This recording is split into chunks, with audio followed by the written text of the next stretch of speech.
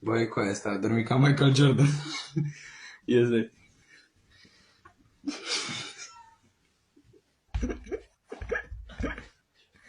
But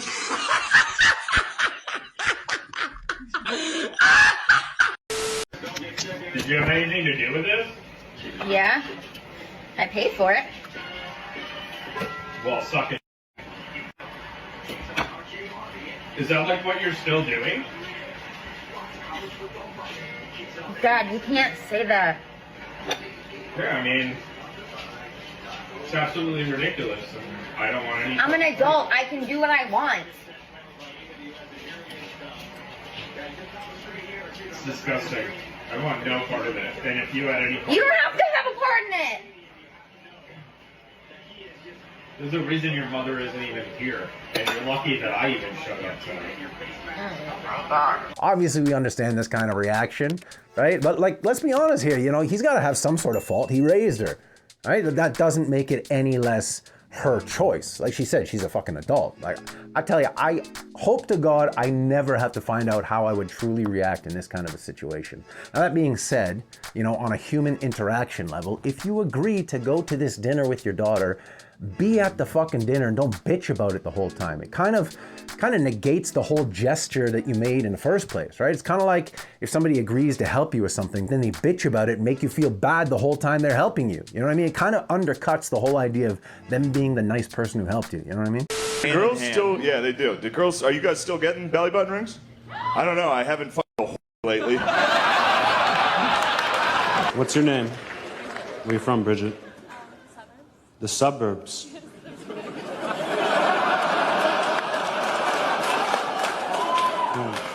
That sure narrows it down. What do you do? What do you do when you're not being so fucking boring? Do you know the difference between wallpaper and toilet paper? Gross. When you didn't show up for my birthday in St. Louis, I felt that you wouldn't give me the time and attention that I needed. I told you we should just become friends because it seemed like that you weren't showing me no interest. You wanted me to court you and woo you like you was my girlfriend. I never did want to do that. Yes, you just you saying did. that, okay. But you can have that's that. real talk. You can have that. That's okay. real talk. Oh my God, I hate you so much. I just want to smash your face in. I don't understand how it's such a problem for a man to want the woman he's in a relationship with, not just a woman he's fucking, but in a relationship with. Why is it such a problem for him to want her to show him a little bit of fucking attention on his fucking birthday of all days? You know, the bar for women is so fucking low.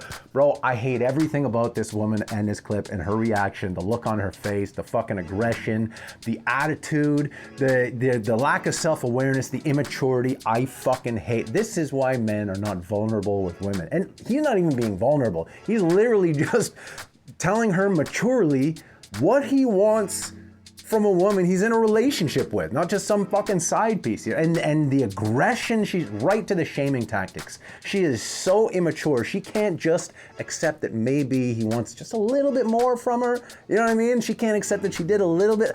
I hate everything about this fucking clip. I hate this woman. Fuck her. Fuck this fucking clip. She say, let me see the picture. Back in the day, she used to be bad little shit, man. Let me see. Let me see. You know what I'm saying? Oh,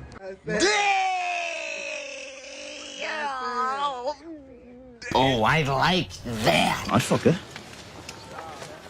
You fuck her, wouldn't Would you consider yourself to be average, above average, mediocre, below average? Where I'm at right now, I would say average because Okay. I'm not So working. I need you to understand something. You're 28 with 2 children. You're 5'5", almost 300 pounds. Where in the world is a woman 5'5" and almost 300 pounds with 2 children and unmarried anything about average? I can pull guys like nothing. I mean, that doesn't matter. Oh my God. Stop it! You're almost 300 pounds. Talking about you can pull guys. You're going to pull a hamstring trying to walk. You're diabolical. All right, this next clip is a little bit longer, but it's got a good payoff at the end, so stick with it. And while I got you here, as usual, if you're enjoying the video, please don't forget to like, comment, ring the bell if you're new here. I do hope you consider subscribing. But also, while I got you here, I just want to make quick mention of the fact that there hasn't been as much content coming out regularly these days. And that's just because I've been in the process of moving house for the past few months, and I'll be super busy doing that until the end of January. But I will continue to try and get as much content out to you as possible until then. At beginning of February, I'll be completely relocated, so things should start rolling, should start coming out more steadily at that point. So I hope you guys stick around until then. All right, so what do you say we get back into this video? Anybody heard about the new store in New York City?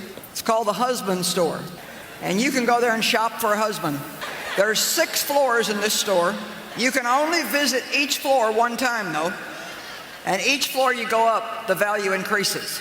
You may choose any item from any particular floor, but you can go up a floor, but you cannot go back down. So there was a woman who went to the husband store to find herself a husband. On the first floor, the sign on the door read, "These men have jobs." That sounded good. These men have jobs. Floor 2 says, "These men have jobs and love kids." Floor number 3 said, "These men have jobs, love kids, and are extremely good looking." Wow, she thought, this is sounding pretty good, but I'm compelled to go on to the next floor. Well, she does go to the 4th floor, and the sign reads, "These men have jobs, love kids, are drop-dead, good-looking, and they help with the housework."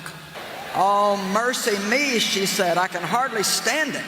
Still, she said, I've got to go on. She went to the 5th floor. "These men have jobs, love kids, are drop-dead, gorgeous, help with the housework, and have a very strong romantic streak." But she couldn't stand it. She decided she had to just find out what was on floor number 6. Floor number 6 said, "You are visitor 31,456. To this floor, there are no men on this floor. This floor exists solely as proof that women are impossible to please." The point she's making should definitely have more impact, especially coming from an older woman. But you can tell by the laughter and the cheering that the point just went straight over their fucking heads. Also, with modern women and social media, these women just get in the elevator, skip every floor, straight to the fucking top.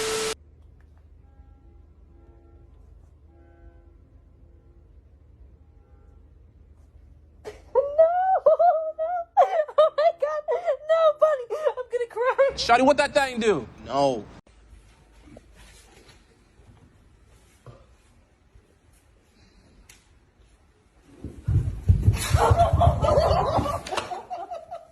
Call me glass half full, but I think they're getting dumber.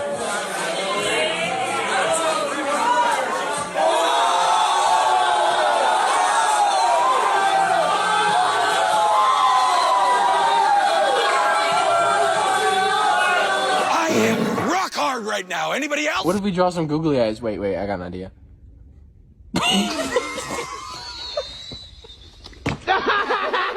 Oh my god, that is funny! Can we ask the Zodiac signs real quick? Oh my god, no, bro. Please? No, bro. That shit does not matter. It is not true, guess. bro. I like when people guess. Yes, okay. How do y'all feel when girls be saying that though? I feel like a lot of the shit that you say is gonna be in fucking valid. That's exactly what I don't play games like that. Because it's like this. If you wanted to guess my sign and I told you, you say, "Oh, I think you're a Cancer," and I'd be like, "No, I'm a Taurus." Are you? Yes, I'm a Taurus. Do I act like a Taurus? You do. I do? Yeah. I'm not a fucking Taurus. What are the chances? I love that line when he said, "I feel like a lot of the shit you say is gonna be in fucking valid." That's facts, bro. Facts. This stuff was amazing. If you divorce him, text me his phone number. Does that make me gay? You betcha. Eat a whole gingerbread house and then go outside and take a shit in a snowbank. Be a man. Hey, that's a really good idea. Yeah. And there's a place that I've dreamed of where I can free my mind. You'd be dead. If you got caught up in that, you'd be dead. The sheer shock of the cold alone would probably... There's this revered master who everybody wants to study under, and it's almost impossible to get to him. And so he's interviewing candidates. And the aspiring samurai comes to him and says, "How long will it take me to be a master?" And he says, 10 years. And so then the young samurai, eager to kind of prove himself, he's like, well, what if I work twice as hard and I work day and night to become a master? How long will it take then? And so the master sits back and looks at him and says, 20 years. The young samurai is like, wait, what? How can it take twice as long if I'm working harder? The master replies, if you have one eye fixed on your destination, then you only have one eye left to find your way. So I put this clip in for a purpose here, other than the fact that it's spot on. So I may go on a little bit of a rant here. If you want to skip ahead, feel free. There's some great motivational shit to finish this video.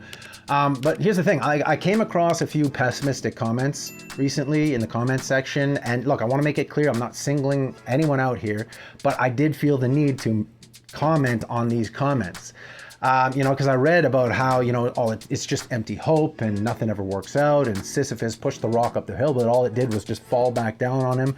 And as I was reading these comments, it dawned on me, like, we talk about, you know, single women keeping women single in this space a lot, and I realized, like, reading these comments, this is the equivalent for men who have been embittered by the world, trying to convince other men that nothing's ever going to work out.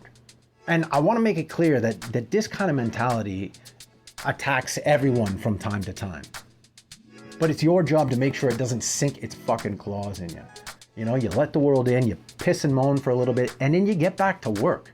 And I think what, you know, the people who aren't able to move on from this kind of mentality fail to understand on a fundamental level about the universe is that you cannot force anything in this life. And it seems to me that people like this have just missed the point of all the movies, all the climactic scenes, all the sports montages, all the fucking athletes talking about how they got to where they're at, all the successful people talking about the fucking years and years of hard work.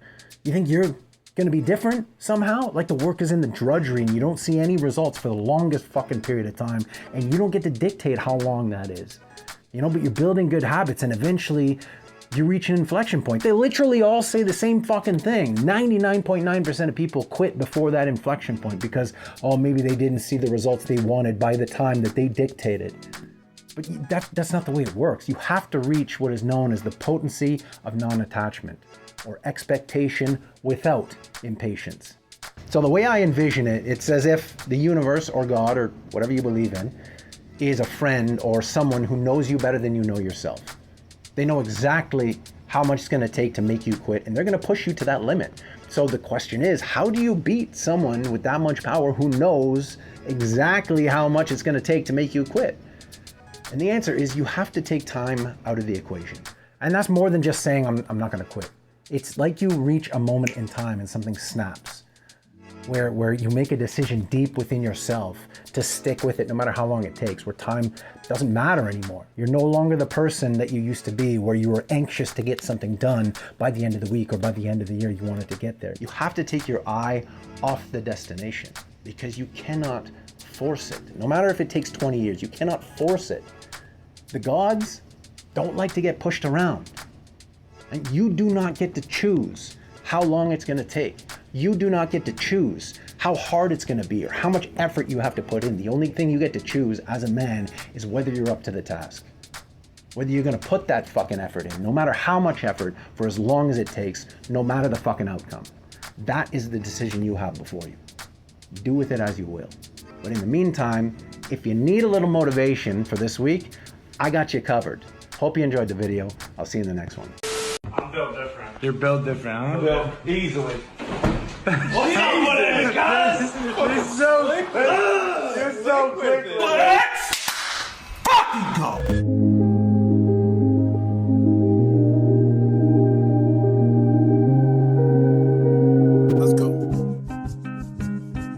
So what would you say the biggest deception was? What was the biggest lie you were told? It's not that simple. Why not? No, that's the biggest lie I was ever told. It's not that simple. And it's a lie they tell you over and over again. What's not simple? Any of it. All of it. It's how they get you to give up. They say it's not that simple, Vinny. So what's the truth? that it is. And if you just do the thing that they tell you you can't, then it's done. And you realize it is that simple. That it always was.